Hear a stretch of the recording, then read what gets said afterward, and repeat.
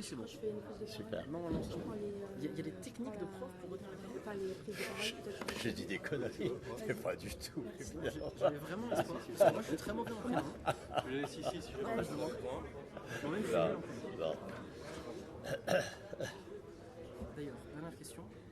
C'est combien pour le livre? 8 euros. 8 euros. Ok. J'irai en chercher et je vous les rappelle.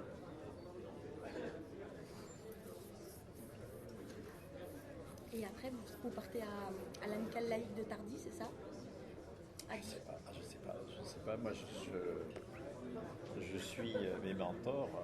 Je sais pas où c'est. Ah, ok, oui, mais à 18h30, vous avez rendez-vous, tout ça. Je crois que c'est avant 18h30. Non, Ah, moi j'ai mis ça. il faudrait voir avec Georges. Ouais. Peut-être. Tout le monde entend notre conversation. C'est pas très intéressant. Mais ok, bon, on va tout. Non, mais au Oui, moins allez. qu'on sache combien on dispose de temps. Je vais lui demander. Ah, alors, si vous pouvez, que je sache. Bien sûr. Moi.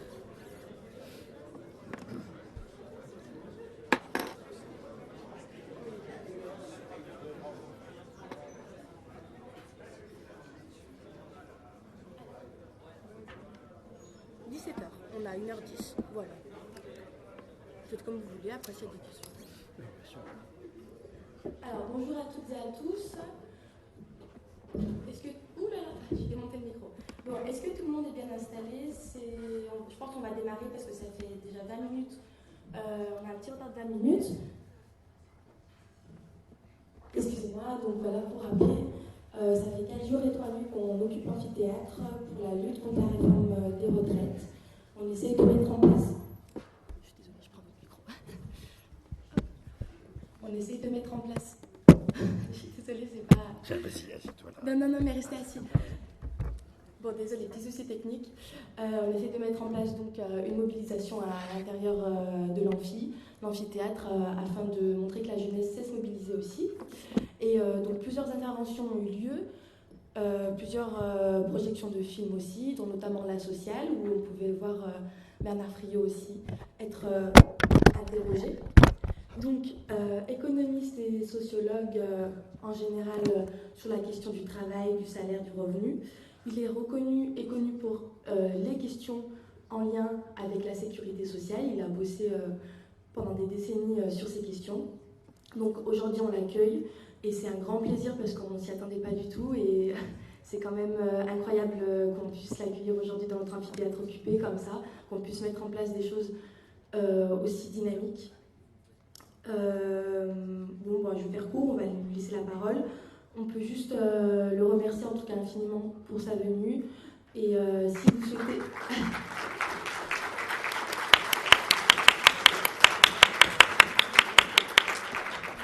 si vous souhaitez le retrouver, donc ce soir, il fait aussi une conférence à l'amicale laïque de Tardy à 18h, il me semble.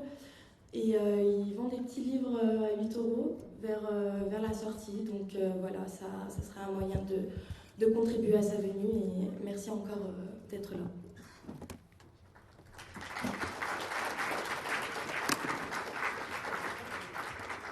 Merci beaucoup pour l'invitation et puis bravo pour cette mobilisation avec occupation d'un amphi.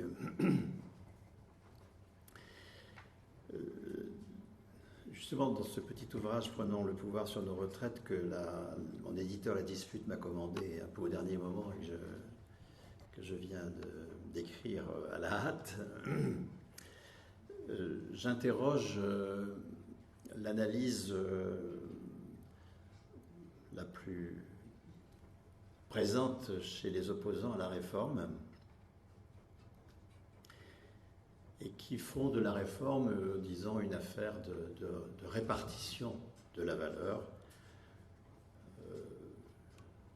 avec une ponction sur ce qui va aux salariés, au bénéfice de ce qui va aux capitalistes. C'est pas faux, évidemment, que la classe dirigeante s'efforce de récupérer le maximum de la valeur ajoutée, mais je crois qu'il y a une faute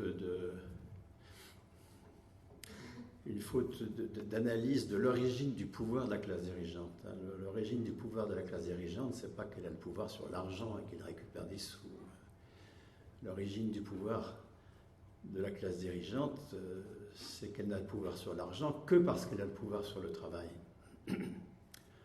Seul le travail produit de la valeur. Il n'y a pas d'autovalorisation fantasmée du capital dans la sphère financière. C'est le travail qui produit la valeur.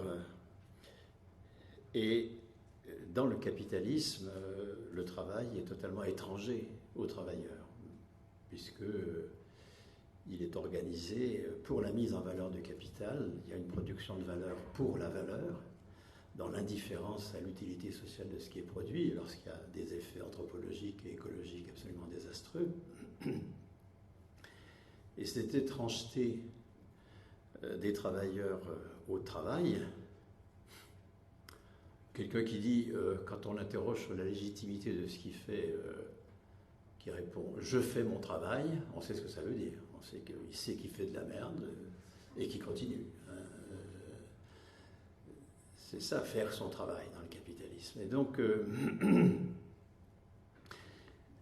d'autant que l'urgence écologique maintenant est évidente, la classe dirigeante est d'autant plus fébrile dans sa capacité à imposer un travail pour lequel il y a une réticence de plus en plus grande. Il n'y a plus d'adhésion. Moi, je suis d'une génération qui a complètement adhéré à l'arrivée des grandes surfaces, à l'agrobusiness, et à tout ça. Ça nous a sortis de la pauvreté dans un certain sens, hein, mais on n'avait aucun recul par rapport à tous ces trucs. Hein, et aujourd'hui, la légitimité de la classe dirigeante, qui se fonde sur sa légitimité d'organiser la production, puisque c'est à partir de la production qu'elle tire sa puissance et son argent, cette légitimité est très faible. C'est pour cela qu'on a un pouvoir de plus en plus agressif, une présence policière. Là, dans le train pour venir, il y avait 8 gendarmes. 8 gendarmes pour faire Lyon-Saint-Étienne, on se demande ce qu'ils foutent, hein, d'accord. Ils ont repéré, ils avaient un chien renifleur, évidemment, et il y avait une dame qui avait du cannabis thérapeutique. Oh, elle s'est fait agresser par les 8 qui ont créé du désordre. C'est à ça que servent ces gens-là, hein, à intimider, à foutre le bordel et à nous habituer à l'arbitraire d'État. Donc nous avons une classe dirigeante qui sait qu'elle n'entraîne pas d'adhésion dans le travail qu'elle organise. Et donc elle est à la fois très soucieuse de maintenir toute une religion autour de ses dogmes économiques. Ça, c'est l'aspect idéologique, sur lequel on pourra revenir d'ailleurs. Hein. Et elle est aussi extrêmement déterminée à réaffirmer la forme capitaliste du salaire, qui est le salaire à la tâche.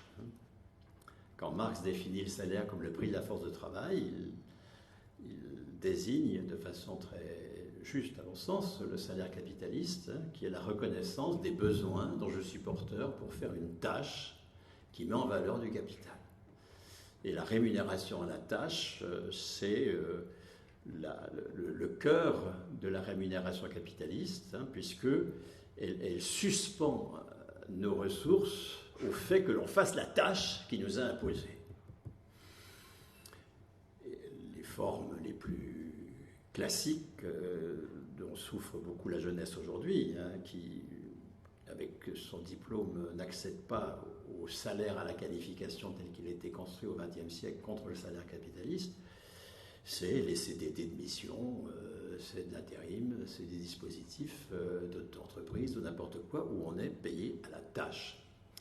Ça, c'est la rémunération capitaliste. Et contre cette rémunération capitaliste, tout le mouvement ouvrier au XXe siècle a été de dissocier le salaire de la tâche, avec des résultats considérables, puisque pendant le confinement, les salariés qui avaient un CDI respectant le salaire de la convention collective ont conservé 84% de leur salaire. Y compris s'ils n'ont rien fait. Le mot qualification, c'est un mot absolument central qui a été imposé par la CGT à un patronat qui ne l'a jamais accepté, au demeurant, dans les conventions collectives à partir de 1919. 1919-1975, en quelque sorte, en gros, c'est la grande mobilisation syndicale autour de la convention collective qui sort le salaire du paiement à l'acte. Et qui fait que le salaire, aujourd'hui, c'est une institution anticapitaliste, non pas une institution capitaliste, comme on nous le raconte. En tout cas, le salaire de la convention collective qui reconnaît non pas une activité, puisque la qualification d'un poste, qui est le fondement du salaire, le salaire il est fondé sur la qualification du poste, la qualification du poste, elle est la même pour des postes qui ont des tâches très très différentes. Vous prenez une branche, d'accord, d'activité quelconque, c'est comme ça qu'on fait une convention collective, et on va classer les postes par niveau de qualification, quelle que soit la tâche qui est faite sur ce poste. La qualification, ce n'est pas la certification. La certification, ça renvoie au travail concret et à l'utilité sociale de ce qui est produit, à l'activité que l'on fait. Ça, c'est le diplôme.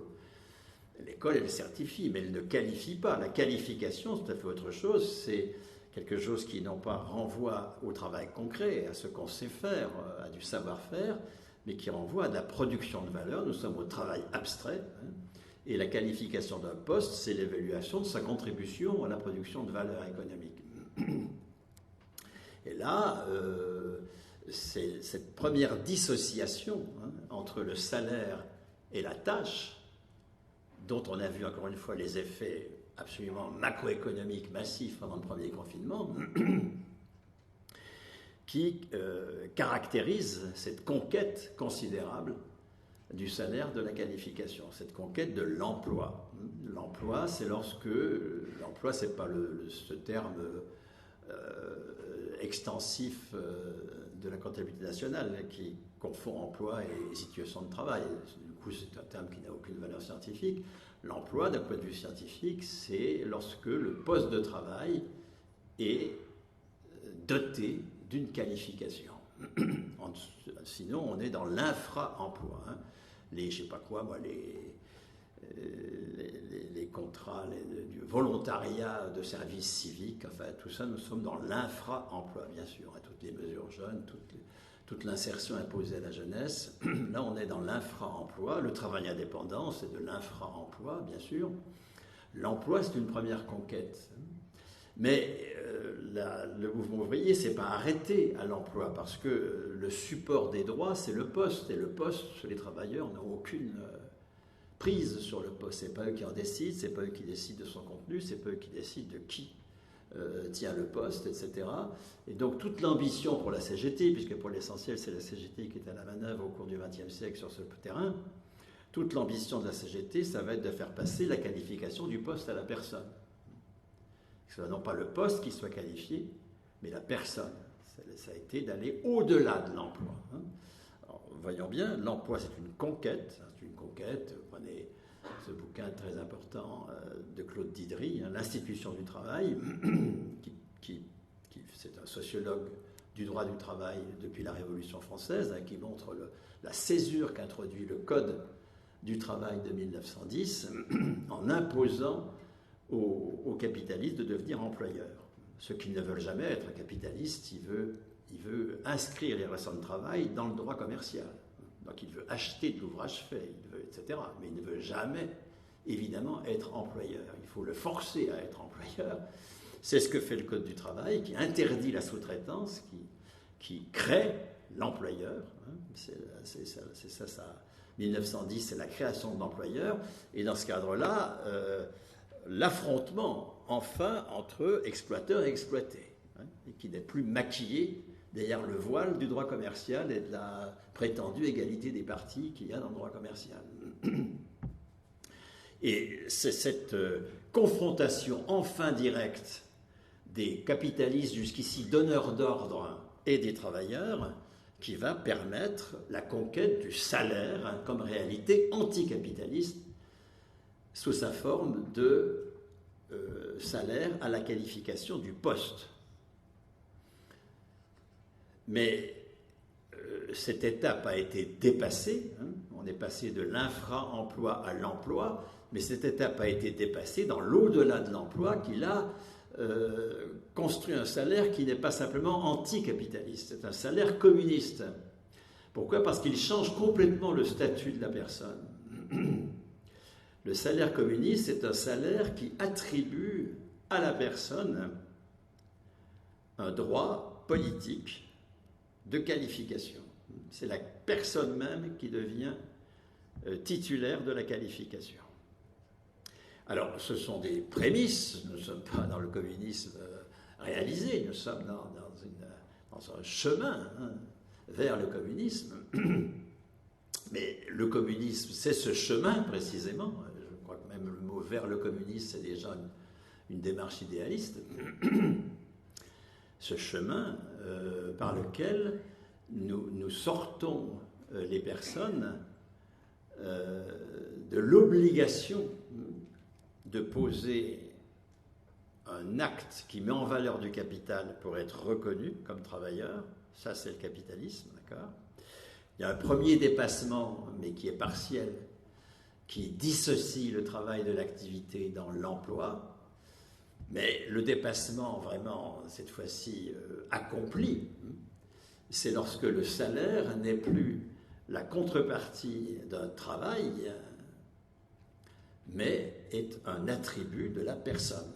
Et les fonctionnaires, pendant le confinement, certains ont plus travaillé, les soignantes, mais d'autres ont été comme tout le monde, ils n'ont rien fait.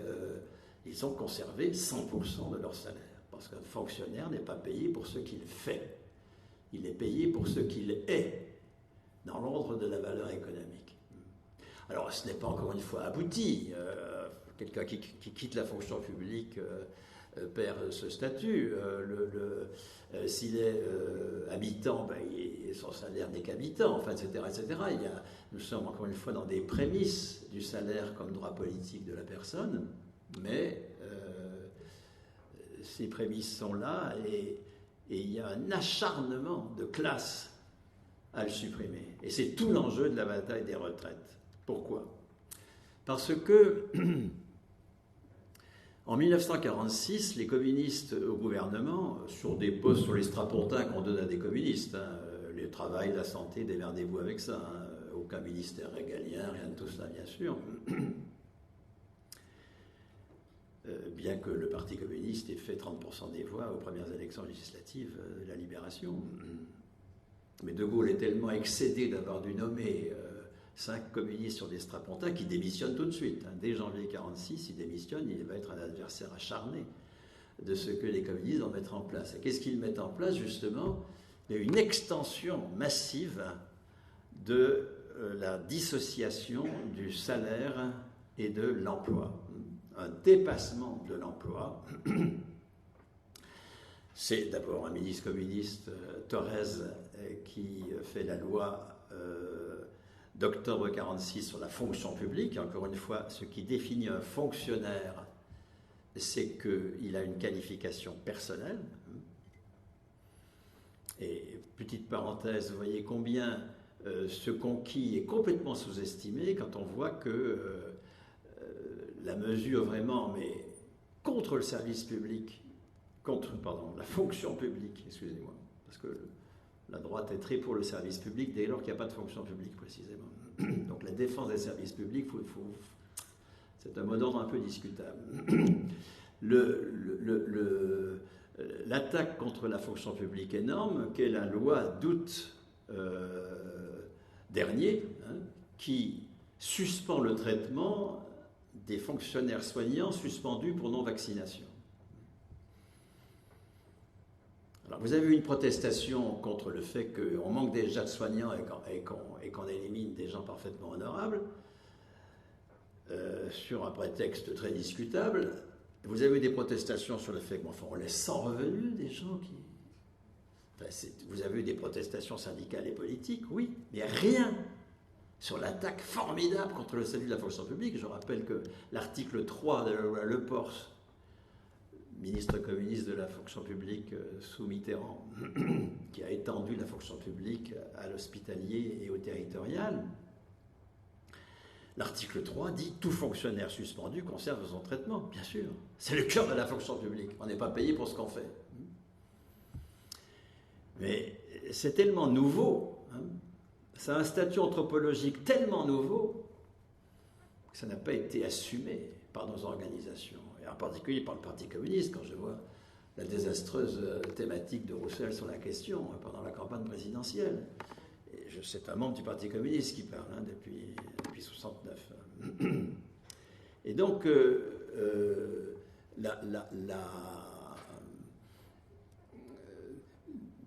cette dissociation du salaire et de l'activité,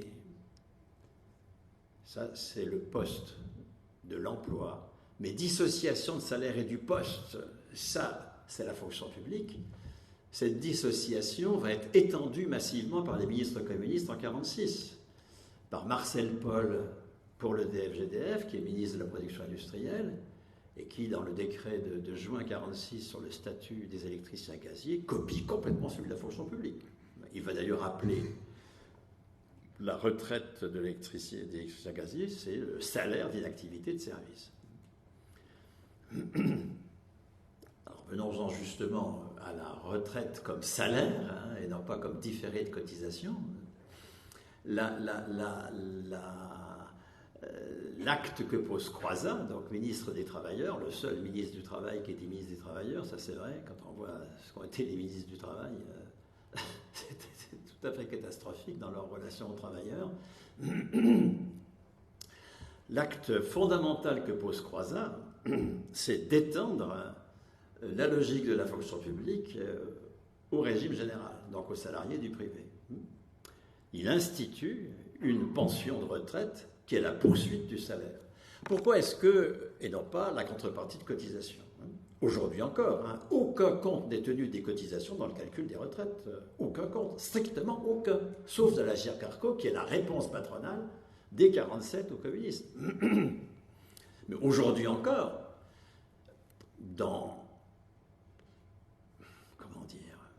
la cécité des organisations qui luttent contre la réforme des retraites, il n'y a aucun compte tenu des cotisations, bien sûr, dans le calcul des pensions. Ce n'est pas du salaire différé, la retraite, c'est du salaire continué, c'est tout à fait autre chose. Un retraité, ce n'est pas quelqu'un qui a mis de côté, alors non pas en capitalisation, la capitalisation, elle n'a jamais existé. Ça a toujours échoué, et aucune classe dirigeante au monde n'est assez folle pour fonder la retraite sur la capitalisation. Donc quand on agite chaque fois devant le taureau populaire le chiffon rouge de la capitalisation comme projet caché de la réforme, c'est absurde. Les réformateurs n'ont absolument pas comme projet la capitalisation. Ils ont comme projet une répartition capitaliste contre la répartition communiste. C'est à l'intérieur de la répartition que s'opère la lutte de classe. Donc, lorsque Croizat est ministre de la Sécurité sociale, il pose la pension de retraite sur le modèle de celle des fonctionnaires comme droit à la poursuite d'un salaire de référence. Pourquoi est-ce que les fonctionnaires ont une retraite qui est la poursuite de leur dernier salaire? Mais parce qu'ils sont payés pour ce qu'ils sont, précisément. Et que leur grade, hein, ce qu'ils sont, c'est leur grade, hein, ce qu'ils sont du point de vue de la valeur, c'est ce qu'on appelle le grade. Ce qu'ils sont ne s'éteint pas avec la fin de leur service. Un prof certifié, un capitaine, ou je ne sais pas quoi, un ouvrier d'État, le sont jusqu'à leur mort. C'est un attribut de leur personne. Et donc le salaire est un attribut de leur personne. Et donc la pension, c'est la poursuite du salaire. Du dernier, qui est par définition le meilleur.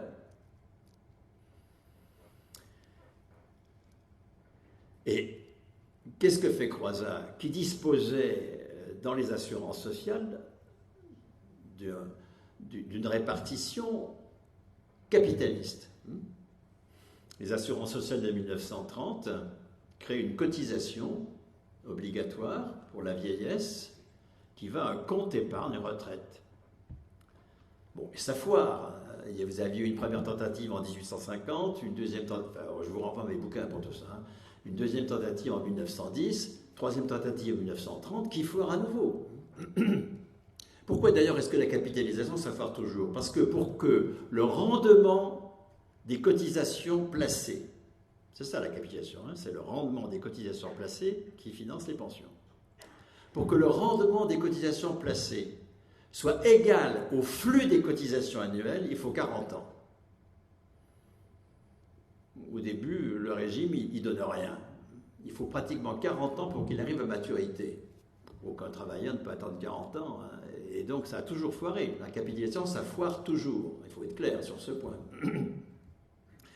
Et donc, Vichy tire l'échelle et en 1941 supprime la capitalisation, hein, et fait une répartition capitaliste tout à fait classique, c'est-à-dire c'est les cotisations qui vont décider du niveau des pensions. Et c'est avec cela que rompt, alors non pas le placement des cotisations, mais le flux annuel des cotisations. Ça va? Mais c'est la même idée, d'accord, hein? C'est que la pension, c'est du salaire différé. C'est ce que je récupère de la partie de mon salaire que j'ai mis au pot commun. Quand j'étais actif, je n'ai pas dépensé tout mon salaire, j'en ai mis une partie au pot commun, j'ai été solidaire, ben j'ai droit, quand je suis retraité, de récupérer, non pas mes cotisations, puisqu'elles ont été déjà utilisées, mais à travers les cotisations des actifs actuels, l'équivalent de ce que j'ai mis au pot commun. Solidarité intergénérationnelle. Là, nous sommes au cœur de la logique capitaliste. La solidarité intergénérationnelle, c'est aussi dégueulasse que la complémentarité homme-femme en matière de travail, vous voyez. J'espère que quand je parle de complémentarité homme-femme en matière de travail, vous bondissez. Ça vous paraît réactionnaire pour ce que c'est. Je ne sais pas quoi, les femmes qui rédigent le compte-rendu de la réunion pendant que les hommes pérorent. Ça, vous voyez, c'est la complémentarité homme-femme. Ça va, d'accord. Bon. La complémentarité homme-femme en matière amoureuse pour faire des gamins, ça a du sens. Mais en matière de travail, c'est un scandale réactionnaire.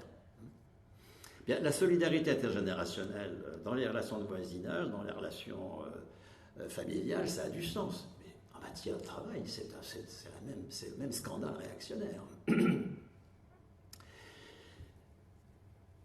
C'est discriminer en fonction de l'âge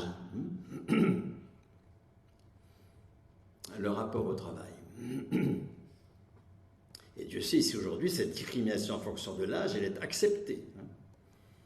Il y a une acceptation que les jeunes passent 15 ans, entre 18 ans et 33, 34 ans, à s'insérer, c'est-à-dire à travailler gratos.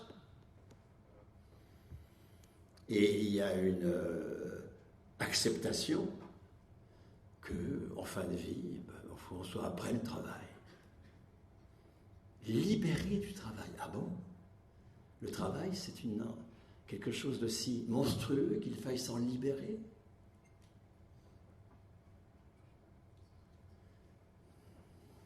Et donc,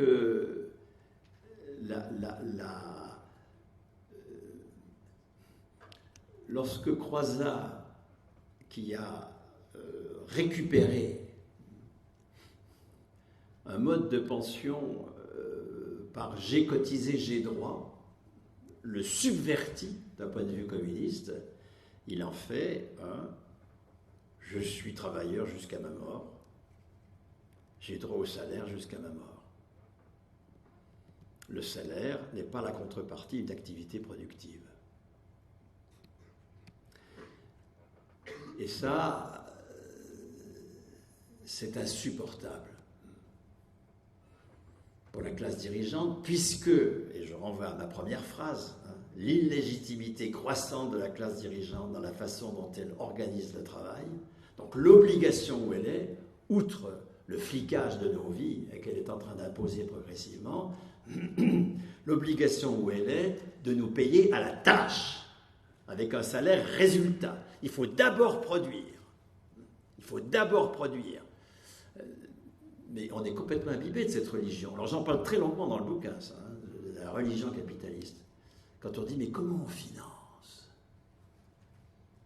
Comment on finance les retraites? Ça veut dire que nous sommes les seuls producteurs de valeur, mais qu'il faudrait qu'il y ait, avant même que nous produisions, une production de valeur préalable et qui légitimerait nos ressources. Mais non, bien sûr que non. Le salaire n'est pas le résultat de la production, c'est la condition de la production. Pour qu'il y ait production, il ne faut que du salaire. Production de valeur. Hein. Pour qu'il y ait production de richesse, il faut du travail et de la nature. Bon. Pour qu'il y ait production de valeur, la richesse, c'est les biens et services physiques, disons. La valeur, nous sommes une abstraction. Pour qu'il y ait production de valeur, il ne faut que du travail. Et pour qu'il y ait travail, il faut qu'il y ait salaire. Le salaire, c'est un préalable à la production, et non pas, comme dans le capitalisme, le résultat de la production. Et donc, se poser la question, comment on finance? Il faut qu'il y ait production pour qu'il y ait salaire, c'est admettre la religion capitaliste, qui suspend nos salaires à une production aliénée, complètement aliénée. Alors, nous sommes contre cette production aliénée, mais nous pouvons rester entièrement aliénés, nous, à la religion capitaliste, qui dit qu'il faut d'abord produire pour qu'il y ait salaire. Mais bien sûr que non. Pour qu'il y ait production, et une production qui soit décidée par les producteurs, donc qui, aujourd'hui, nous sommes absolument témoins de l'absurdité du surplomb prométhéen dans lequel la modernité nous a mis vis-à-vis du reste du vivant et de la nature. Vous voyez bien que produire par une décision des intéressés eux-mêmes, ça suppose un temps énorme de délibération. Qu'est-ce qu'on va faire d'abord du patrimoine? Qu'est-ce qu'on va faire de tous les machins Guichard de Saint-Étienne, etc. Qu'est-ce qu'on va faire de notre patrimoine industriel? Qu'est-ce qu'on va faire de nos technologies? Qu'est-ce qu'on va faire de tout ça? Il faut un temps considérable pour réfléchir à tout ça, pour les faire bouger. Pour tout ça suppose des salaires qui permettent la délibération, la réflexion, la formation, etc. Ça suppose une réduction du temps de travail consacré à l'activité productive, mais une augmentation du temps de travail consacré à la délibération sur ce qu'il faut produire et les moyens de le produire, et les accords internationaux à faire, et la légitimité ou pas de la Division internationale du travail, etc., etc., etc. À partir du moment où c'est nous qui décidons, vous voyez bien que nous avons besoin d'un salaire qui est un attribut politique de nos personnes. D'ailleurs, aucune rupture écologique ne sera possible tant que nos droits seront liés à notre contrat de travail. Moi, je n'irai pas faire la morale écologique aux salariés d'une boîte complètement polluante qui doit disparaître. Je ne ferai pas la morale écologique, parce qu'ils défendent leur emploi, parce que c'est leur emploi qui est la source de leurs droits. Vous voyez d'ailleurs le caractère extrêmement régressif de la proposition de la NUPES aujourd'hui d'un contrat de travail pour tous, soit dans sa formulation LFI, État employeur en dernier ressort, soit dans sa formulation Parti communiste, sécurité, emploi, formation. Alors, je comprends l'enjeu qui est de garantir une sécurité des ressources, mais en continuant à fonder sur le contrat de travail nos droits. Et si nos droits sont fondés sur notre contrat de travail, nous allons forcément fermer notre gueule. Comment entrer en conflit avec une entreprise dont on dépend?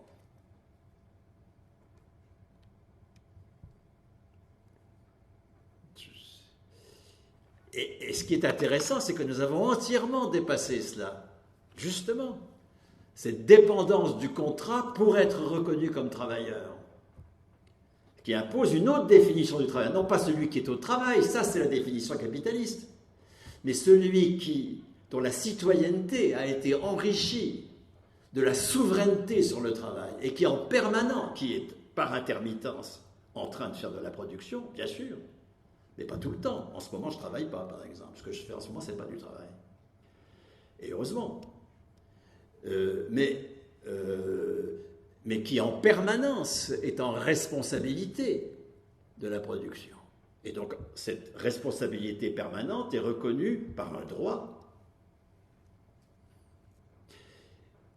qui est précisément le droit que Ambroise Croizat met en place, non pas affirme, parce qu'il le met en place avec les idées anciennes. Ce n'est pas les idées qui mènent le monde. Hein. Une classe est révolutionnaire, non pas parce qu'elle a conscience révolutionnaire de ce qu'elle fait, pas du tout. Une classe est révolutionnaire parce qu'elle pose les actes révolutionnaires, dont la conscience se construit par la suite, sur la base des effets de cet acte. Sans théorie révolutionnaire, pas d'action révolutionnaire? Eh bien, certainement pas. Certainement pas. La théorie révolutionnaire, c'est quelque chose qui se construit après, sauf à penser que, de manière idéaliste, que ce sont les idées qui mènent le monde. De manière planifiée. Les idées ne mènent pas le monde. Et une classe révolutionnaire, c'est une classe qui, de son expérience, qu'elle n'exprime pas nécessairement sur un mode théorique précisément abouti, pose des actes qui, eux, sont révolutionnaires. Et donc, sauf à être idéaliste, et justement Marx ne l'est pas, il faut bien poser que si Ambroise Croizat, par exemple, dit avec la retraite, je lutte contre la misère des vieux, ça ne veut pas dire qu'il ne pose pas un acte révolutionnaire. Il le pose avec une pensée qui est une pensée du monde ancien. Mais c'est normal, comment faire autrement? Mais si nous, 70 ans plus tard, avec tout le boulot et toute l'expérience qu'entraîne le fait qu'aujourd'hui 17 millions de personnes, les retraités, alors tous n'ont pas un salaire, parce que pour que ce soit un salaire, il faut que ce soit au moins le SMIC, et donc beaucoup de femmes sont en dessous. Et il faut que ce soit au moins 75% du salaire de référence, 75% du salaire brut de référence. Bon. Donc, il y a la moitié des retraités. Mais le groupe social le plus important aujourd'hui parmi les adultes, c'est ces 8 millions de retraités qui ont un salaire lié à leur personne, qui est un acquis inviolable, qui ne peut pas être mis en cause, et pour lequel on ne leur demande rien en contrepartie en travail. Aucune injonction. Est-ce que ça veut dire qu'ils ne font rien? C'est complètement aliéné à l'idéologie capitaliste que de penser que quelqu'un qui a un salaire lié à la personne ne foutra rien. Ça, c'est la réponse des esclavagistes sudistes pendant la guerre de sécession. Si on n'a plus d'esclaves, on ne trouvera plus personne pour travailler. Que la réponse capitaliste soit on ne travaille que sous le fouet du marché du travail, on ne travaille que sous le fouet du salaire résultat, on ne travaille que sous le fouet du salaire à la tâche, ce n'est pas la nôtre, par définition. Là, nous sommes au contraire en train d'assumer cette nouveauté inouïe qui se traduit par le bonheur des retraités. Alors un bonheur, dans le bouquin j'insiste beaucoup sur le fait qu'il a ses limites, hein. Mais le bonheur des retraités, c'est le bonheur d'avoir un salaire sans injonction à une activité avec laquelle on est en désaccord. Ça devrait être le cas de tout le monde. Et quel est l'objectif de la réforme? C'est que la pension, ce ne soit plus du salaire, mais que ce soit le différé de cotisation. Alors, ça a été présenté de façon radicale en 2019. Le différé de cotisation, c'est la riposte patronale dès 1947 à la subversion communiste des pensions en 1946. La riposte patronale, ça va être dès 1947. Non. Un retraité, c'est un ancien travailleur qui a droit au différé de ses cotisations. Et c'est sur ce modèle-là que toute la réforme, depuis 1987, je le montre longuement dans le bouquin, mais dans mes autres bouquins aussi, bien sûr, va se construire. Elle se construit sur passer de la retraite comme droit au salaire continué, ce qui est le cas en 1946, à la retraite comme différé de cotisation. Ça passe par deux moments fondamentaux, enfin deux tâches fondamentales, l'effondrement du salaire de référence, d'une part, et l'inflation sur la carrière, d'autre part. Effondrement du salaire de référence, ça démarre en 1987. Donc qu'est-ce que c'est que le salaire de référence? C'est le salaire des 10 meilleures années, depuis la loi de 71. On prend sur la carrière de 30 ou 40 ans de travail de la personne, on prend ses 10 meilleures années, les années des meilleurs salaires, et puis on fait la moyenne. Après avoir actualisé les salaires, on ne prend pas les salaires nominaux qui ont été touchés il y a 30 ans ou 25 ans et qui ne valent plus rien aujourd'hui. On actualise en fonction de la hausse des salaires. C'est un salaire, d'accord, de référence, et donc les salaires portés au compte, comme on dit, les salaires des 10 meilleures années, sont actualisés en fonction de la hausse des salaires depuis leur perception. Et puis la pension, elle est indexée sur les salaires. Et vous savez que sur le long terme, les salaires progressent beaucoup plus vite que les prix. Beaucoup plus vite. Et donc, vous pouvez avoir des accidents de court terme. Par exemple, en ce moment, il y a une progression des prix qui est plus rapide que celle des salaires. Mais ce sont des accidents de court terme. Sur le long terme, les salaires progressent plus vite que les prix. Donc nous avons un effondrement du salaire de référence, avec premièrement en 1987 l'indexation des pensions sur les prix et non plus sur les salaires, si bien que vous avez un décrochage progressif des pensions par rapport aux salaires. Et puis l'indexation des salaires portés au compte sur les prix. Donc lorsque on calcule le salaire moyen, le salaire de référence, d'accord, on fait la moyenne des salaires des 10 meilleures années, mais en ayant indexé ces salaires sur la hausse des prix et non pas sur la hausse des salaires depuis leur perception. Effondrement du salaire de référence aggravé en 1994 lorsque l'on passe des 10 aux 25 meilleures années. Parce qu'alors là, vous avez évidemment dans les 25 années des années dont les salaires sont très inférieurs aux 10, et d'autre part, ce sont des salaires qui ont été perçus encore bien avant le moment où on prend sa retraite, et là alors l'indexation sur les prix de ces salaires fait que le salaire de référence s'effondre. Le salaire de référence est effondré dans l'indifférence syndicale à cette question, puisque à la base de l'idéologie des contestataires de la réforme, il y a l'idée du j'ai cotisé, j'ai droit. Il y a l'adhésion à la conception capitaliste de la retraite. Et donc il y a une absence absolue de vigilance sur la question du salaire de référence. J'ai étudié en travers et en long et en détail tous les textes syndicaux et politiques depuis 1987 sur la question, indifférence. Quand il n'y a pas pire, en disant en ce moment les prix augmentent plus vite que les salaires, donc finalement l'indexation sur les prix, c'est pas mauvais. Vous voyez, toujours cette idée du pouvoir d'achat, alors que l'enjeu, c'est le pouvoir tout court. Et donc,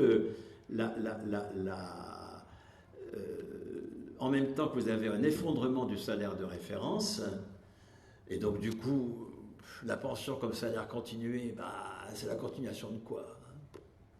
En même temps, vous avez une inflation sur la carrière.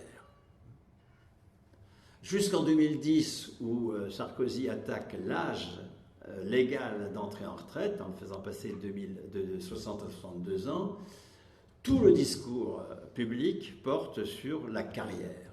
la durée de la carrière. Est-ce qu'on intègre les années d'études dans les annuités? Est-ce qu'on repasse à 37 ans et demi?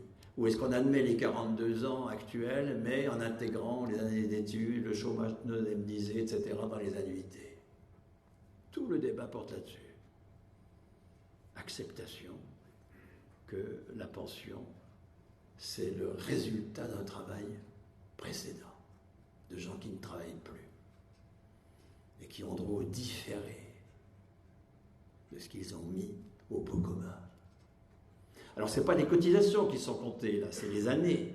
Mais vous voyez bien que cette inflation de la réflexion sur les annuités pose bien, adhère à cette religion capitaliste qui veut que le salaire ne soit légitime que s'il y a eu un travail préalable. Ok, la retraite c'est du salaire continué, mais il faut qu'il y ait eu des années de travail préalable. Il y a une acceptation du principe même de la carrière complète. On va se battre pour qu'elle soit moins longue ou des choses comme ça, mais on accepte le principe. Et c'est là qu'on voit que Croizat n'a fait que la moitié du chemin. Et c'est normal, comment voulez-vous qu'un acte révolutionnaire le soit comme ça, dans sa totalité? C'est absurde. Croizat, il a à la fois posé la retraite comme salaire, et ça c'est absolument décisif, mais en même temps, il y avait une contrepartie en obligation de durée d'activité, qu'il a d'ailleurs copié sur la fonction publique. Les 37 ans et demi, c'était pas 37 ans et demi en 46, c'est en 71 que ça a été adopté, mais qu'importe. Les 37 ans et demi de la fonction publique. Vous voyez, là, il y a une concession à l'idéologie capitaliste. Qu'un salaire, ça se mérite par du travail. Toute cette idéologie de la valeur travail, qui est au cœur de la religion capitaliste. Le travail, c'est un truc emmerdant. C'est un truc qu'on ne décide pas. Et ça rend méritant. Ah, on est méritant de travailler. Se colter avec un truc avec lequel on n'est pas d'accord. Et on mérite salaire. On mérite de gagner sa vie. Parce que la vie, c'est pas le travail. Non, non, la vie, c'est la consommation et la retraite. Le pain et les jeux qu'on gagne par du travail.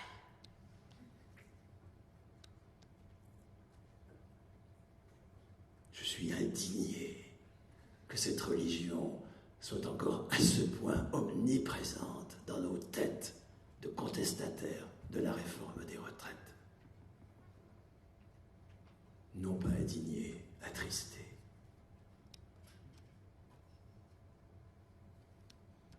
Ça fait depuis 35 ans que nous sommes battus. Et nous sommes battus parce que nous sommes sur le terrain de notre adversaire. Le salaire, ça se mérite. Alors que ce que nous... Et le salaire, ça se mérite parce que le travail, c'est tripalium. Naturalisation. Tripalium, c'est une je le précise tout de suite, c'est une étymologie à la Bornwald, absolument pas. C'est absolument pas l'étymologie de travail. L'étymologie de travail, c'est le travel anglais, d'accord? C'est se déplacer en franchissant un obstacle. C'est ça le travail. Se déplacer en franchissant un obstacle. C'est magnifique d'ailleurs. Mais depuis 50 ans, la bourgeoisie laisse s'installer l'idée que c'est tripalium. Moi, comme prof de socio à l'université à Nanterre, sujet du travail, les étudiants croyaient faire le malin en mettant tripalium. Je disais, hélas, non, raté. Dommage. Bien sûr que non. Hein. Vous voyez, quand une classe dirigeante, c'est ça le point qu'il faut bien comprendre, hein, c'est que pas bien comprendre, je ne suis pas là à faire la leçon, hein, mais qu'il faut bien voir. Quand une classe dirigeante n'est plus légitime quant à son fondement même, qui est d'organiser le travail, et qui le sait parce qu'elle constate toutes les désertions de tas de jeunes qui aujourd'hui ne veulent pas faire de merde pour le capital. Elle constate cet exit. beau faire des tas de machins managériaux, ça ne marche pas beaucoup. Quand on regarde les enquêtes sur les cadres qui étaient, il y a 50 ans, mais absolument adhérents à l'entreprise, aujourd'hui, ils sont d'un cynisme absolu vis-à-vis de l'entreprise. Ils restent parce qu'ils ont des sous, mais pour le reste, ils s'en foutent éperdument. Donc, vous voyez, nous avons une classe qui sait qu'elle n'est plus légitime. Donc, elle va utiliser les flics et la puissance d'État, ça c'est clair. Et elle va utiliser le Rassemblement national, c'est évident. Mais 2, elle va naturaliser ce qu'elle fait du travail. Et elle va finalement nous faire encore plus adhérer à la valeur travail. Ou alors à sa symétrique, aussi désastreuse, fin du travail. Une société de l'activité, sans travail, sans valeur, sans monnaie. Dans la transparence des valeurs d'usage. Nous sommes là dans l'illusion symétrique de la religion capitaliste, de la valeur travail. Le travail, c'est de la merde, ça rend méritant, et on travaille pour ne plus avoir à travailler. Vivement la retraite. Il y a 64 ans, c'est bien tard. Moi, je suis pour la retraite à 50 ans, donc je ne suis pas du tout, je l'explique dans le bouquin, je suis absolument pour la baisse de l'âge de la retraite, mais sûrement pas pour l'idée que ça nous libère du travail. Je ne comprends pas d'ailleurs que des partis qui se réclament des travailleurs et du travail, une vision aussi péjorative qu'il faille s'en libérer. Bon, j'arrête là, on peut peut-être engager le débat.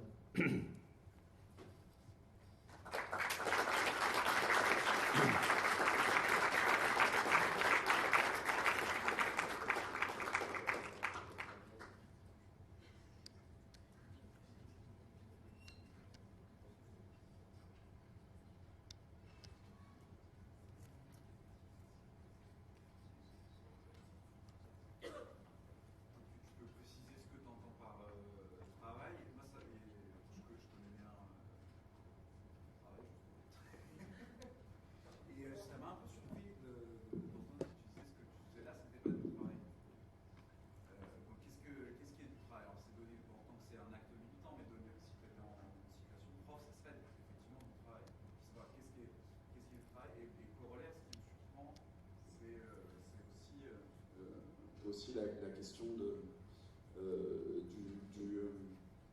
le travail, je ne sais plus comment tu as dit ça, le travail c'est essentiellement, ça se fait sans la nature en fait. Tu as fait une distinction, je sais plus. Non, j'ai fait une distinction entre richesse et valeur, une distinction tout à fait classique et très importante. Il faut qu'il... La valeur c'est que du travail. Ben, c'est-à-dire que si tu veux, le PIB, c'est la somme des valeurs ajoutées, mais ce n'est pas l'addition de tout ce qui a été produit. L'addition de tout ce qui a été produit, le nombre de, je sais pas quoi, de tonnes de patates, de kilomètres SNCF, ou de logiciels produits dans l'année, d'accord, ça c'est la richesse nationale. Et là c'est évidemment travail, c'est travailleurs comme vivant parmi l'ensemble des vivants, hein, sans qu'il y ait un eux, un nous, et non vivant, là au camp, sans qu'il y ait un eux, un nous. Tout ça, c'est une collaboration, on va dire, absolument insécable, et que la modernité, encore une fois, je parlais de son surplomb prométhéen, a voulu séparer avec les résultats absolument désastreux dans lesquels nous sommes aujourd'hui. Donc ça, c'est la production de la richesse nationale, d'accord ? Et cette production, elle est excessive. Elle doit complètement décroître. Parce qu'elle exerce sur le reste du vivant, elle s'opère avec une relation au reste du vivant et de la nature qui est désastreuse. Mais en revanche, faire décroître la richesse, ça ne veut pas dire faire décroître de la valeur, hein. Ça ne veut pas dire faire décroître le PIB. On peut au contraire augmenter massivement le PIB en diminuant C'est ce qu'il faut vraiment bien réfléchir quand on est décroissant. Hein. Décroissant en termes de richesse, je le suis, mais décroissant en termes de valeur, sûrement pas. Parce que le capitalisme repose sur l'élimination du travail vivant au bénéfice du travail mort. C'est ce qui entraîne d'ailleurs son rapport totalement désastreux au reste du vivant et à la nature. Parce qu'il va, pour remplacer le travail vivant par du travail mort, il faut extraire des métaux précieux, etc., etc. Il faut avoir une prédation sur le reste du vivant et sur la nature qui est aberrante. Mais nous allons sortir de cela précisément. Le communisme, c'est lorsque nous sortons de ce remplacement du travail vivant par le travail mort, et donc lorsque nous affirmons le travail vivant. Pour faire une agriculture soutenable, comme on dit, il faut beaucoup plus, il faut au moins 2 500 000 agriculteurs, alors qu'il y en a 500 000 aujourd'hui, et que la FNSEA est en train de réfléchir à une agriculture sans paysans. Et il y a beaucoup de recherches agronomiques là-dessus qui portent sur cette folie, où il n'y aura plus de travail concret pour produire. Il n'y a déjà plus de soleil, il n'y a plus de flotte, il n'y a plus rien, mais alors il n'y aura plus de travail concret non plus. Enfin, vraiment. Le sortir de cette folie, ça suppose d'affirmer le travail vivant, au contraire, et donc d'augmenter la valeur, bien sûr. Alors, mais ta question ne portait pas que sur ce point, elle portait sur... quand tu dis que tu ne travailles pas en ce moment, tu veux dire que quand tu étais prof, tu travaillais, et qu'aujourd'hui, quand tu donnais cours comme prof, tu travaillais, et qu'aujourd'hui, en étant dans cet amphi comme retraité réfléchissant aux questions de la retraite, tu ne travailles pas. Ben oui, c'est ça, oui, bien sûr, oui. Être travailleur, je revendique d'être travailleur, ça ne veut pas dire que je suis tout le temps en train de travailler. Ça, c'est la définition capitaliste du travailleur.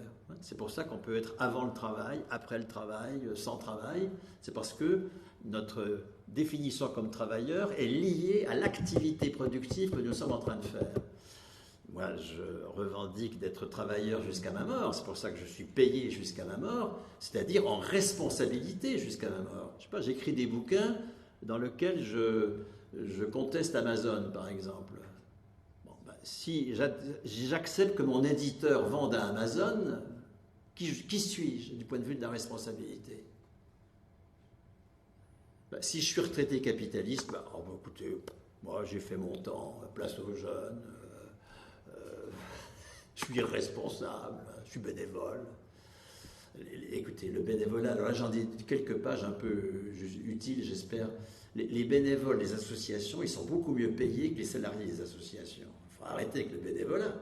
Ce sont des retraités payés, alors que dans les associations, on a des volontaires en service civique. Tous les mots sont dégueulasses. Volontaire pour bosser pour être payé et invoquer le civisme pour faire de la merde ou faire des choses intéressantes, mais en tous les cas sans être payé. Donc évidemment que les prétendus bénévoles des associations sont beaucoup mieux payés que les salariés des associations, ce qui crée d'ailleurs, ça fait partie du cordon sanitaire, vous voyez, que la classe dirigeante met entre les retraités qui sont enfin payés pour la libre activité, ce qui devrait être le cas de tout le monde dans le communisme, payés pour la libre activité. Mais nous verrons en quoi il y a l'activité qui est du travail et l'activité qui n'est pas du travail, parce que c'est très important, évidemment, parce qu'en faut-il produire de la valeur, bien sûr, en contrepartie de la monnaie qui était mise au départ. Il y a une monnaie qui était mise au départ, qui est les salaires, il faut produire de la valeur. Oui. C'est parce que le capitalisme, c'est un mode de production, le communisme aussi. C'est un peu économiciste comme vision, c'est-à-dire que ce qui a valeur, moi j'ai une vision du travail qui est plus simple, ce qu'on fait pour reproduire notre existence, quoi. C'est quand même un mode de production, le communisme, en fait. Et comme tu le fais, alors c'est de la théorisation économiste, quoi, mais j'ai l'impression de perdre le lien avec la production, d'autant plus que toi tu le repousses par rapport à la production capitaliste, ce qu'on fait. Alors c'est un mode de production au sens où, alors là, la façon dont j'exprime en ce moment, elle est tâtonnante. Donc je l'ai exprimé de façon, la première fois un peu clairement, en réaction à la verte critique. Parce que la verte critique, c'est Bazardon, la valeur, le travail, la monnaie. D'accord ? C'est une invention capitaliste. Travail, valeur, monnaie, c'est une invention capitaliste. On ne peut sortir les capitalistes qu'en bazardant travail, valeur, monnaie. Bien. Donc en réaction à la période critique, c'est dans la préface que j'ai faite ou l'introduction, je ne sais plus, enfin la préface au livre de poche, Puissance du salariat. Quand Puissance du salariat est paru en poche au Seuil en 21, j'ai fait une préface dans laquelle je me situe par rapport à ça, à la période critique.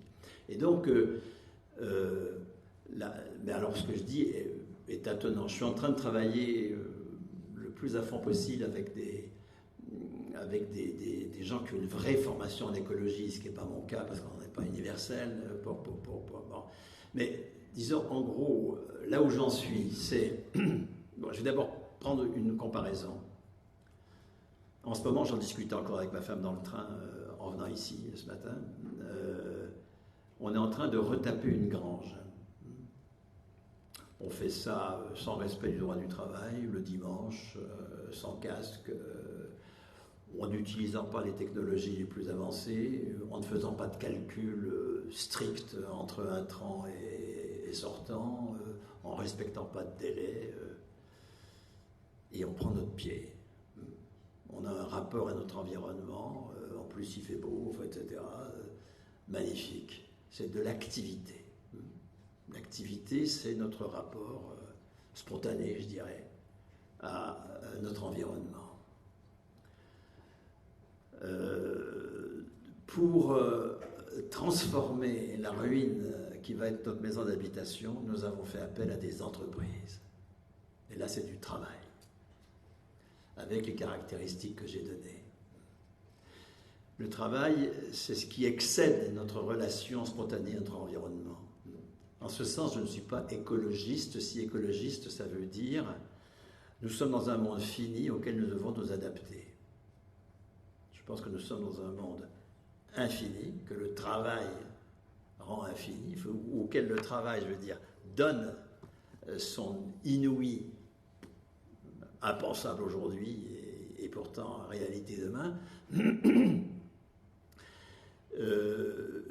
Et que notre vocation de genre humain, c'est pas de nous adapter de façon, y compris extrêmement ingénieuse. Hein. Les arbres s'adaptent de façon extrêmement ingénieuse. Enfin, il y a une capacité d'adaptation inouïe du vivant. Mais nous avons une responsabilité supplémentaire comme genre humain, parce que notre rapport réflexif au reste du vivant et à la nature est sans commune mesure avec celui des autres espèces.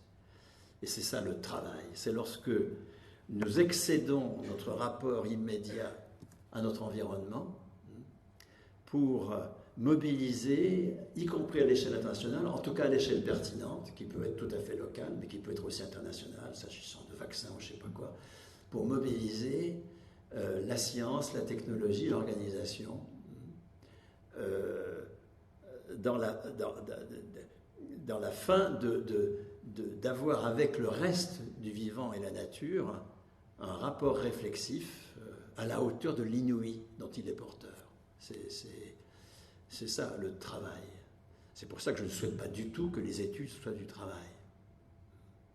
Si je préconise le salaire à 18 ans, ce n'est pas parce que les études c'est du travail. Vous voyez, nous sommes complètement aliénés encore à la définition capitaliste du travail et du salaire lorsque nous justifions le droit au salaire par un travail. Quand on dit salaire étudiant, parce que les études c'est du travail, on est dans l'aliénation au salaire capitaliste, qui ne peut être que la contrepartie d'un travail. Et d'un travail entendu d'une activité qui met en valeur du capital, etc. Bien. Moi, je souhaite que les études, ce ne soit pas du travail. Que le rapport au patrimoine,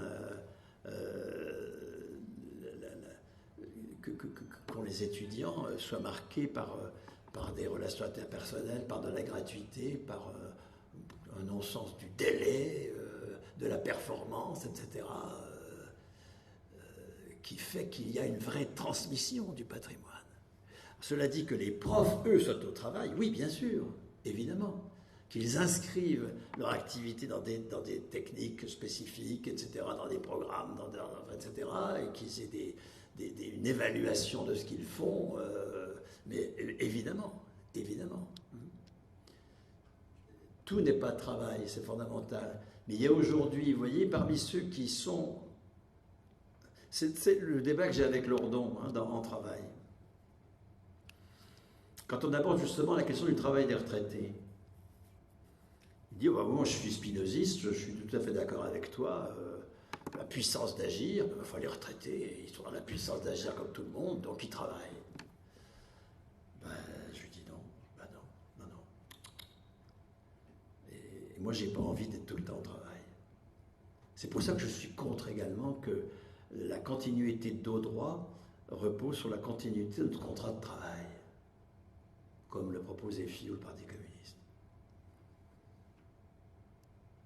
Moi, j'ai été très remué par des infirmières passionnées par leur métier et qui envisageaient de quitter la fonction publique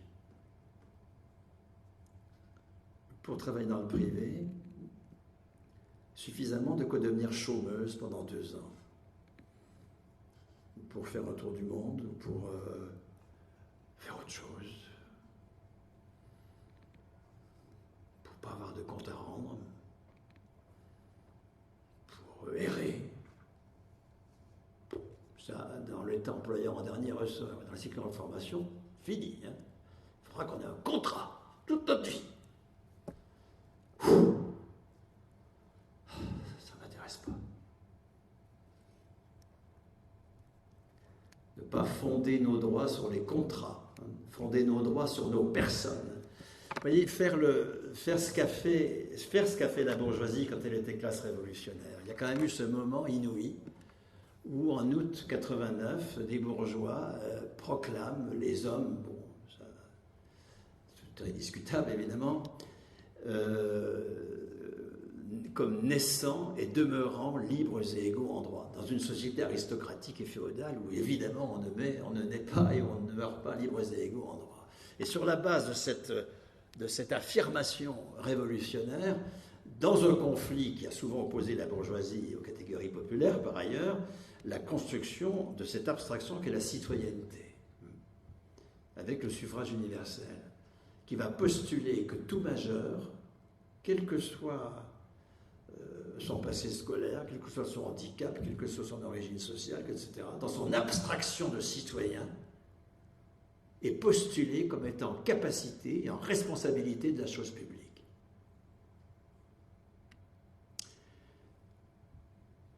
Sauf que, évidemment, la bourgeoisie va exclure la production de la chose publique. Elle va complètement dépolitiser le travail, puisqu'elle en fait un monopole auquel elle nous soumet. Donc, qu'est-ce que c'est que refaire cette fois-ci en éliminant cette classe qui n'est plus révolutionnaire, qui doit disparaître? Qu'est-ce que fait que poser un acte révolutionnaire du même ordre? C'est de postuler que tout majeur est en capacité et en responsabilité d'une chose publique, incluant la production. Et que, de même que la capacité et responsabilité de la chose publique bourgeoise s'exprime dans le droit de vote, un droit de vote qui est en train de tomber en déshérence complète, qui ne s'exprime qu'à l'occasion de la pire des élections du point de vue démocratique, la présidentielle, qui est comme caricature de démocratie, c'est absolument inouï. Donc nous avons, c'est même pas, vous savez, on n'est pas là dans un supplément d'âme. Si nous n'enrichissons pas la citoyenneté en incluant le travail dans la chose publique, nous allons droit vers le fascisme.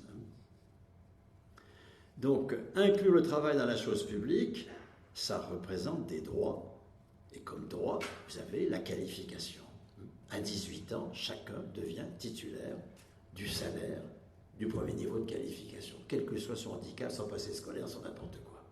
Et ça vaut jusqu'à la mort, avec possibilité, s'il y a hiérarchie des salaires, c'est des choses qui se discutent, ça, y en faut-il pas, ben ça, de monter en qualification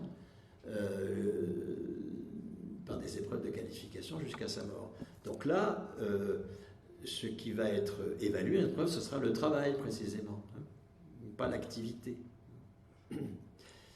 Mais vous voyez que le travailleur, ça change complètement dans le communisme. Ce n'est pas quelqu'un qui est au travail. Le travailleur, c'est toute personne majeure postulée comme en capacité, en responsabilité du travail, avec comme droit exprimant cette capacité de responsabilité le droit au salaire, à la qualification personnelle, à 18 ans, non pas parce qu'on travaille, ça c'est resté dans la logique capitaliste, hein, mais pour exprimer la responsabilité sur le travail, le droit à la propriété d'usage de l'outil qu'on utilisera, bien sûr, pour pouvoir décider dans l'entreprise, et le droit à la codécision dans les assemblées pertinentes de la création monétaire, etc., des décisions d'implantation d'entreprise sur le territoire, enfin, etc., etc.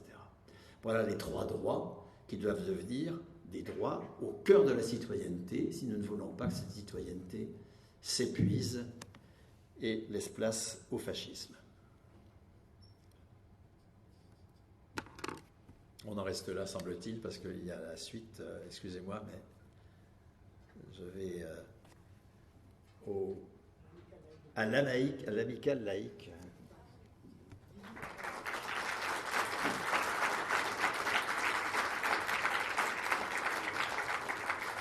Merci beaucoup, en tout cas, M. Fubio, de votre intervention. Et merci d'être aussi nombreux et nombreuses dans cet amphi. Ça fait plaisir de voir qu'il y a du soutien. Et par la suite, les étudiants, si vous voulez rester, on va poursuivre ensemble et faire une assemblée générale pour savoir ce qu'on fait avec cet amphi, si on continue, si on prévoit d'autres actions dans la semaine à venir, et notamment pendant les 2 jours de mobilisation qui vont suivre mardi et samedi. Donc voilà, merci à tous. Et bravo.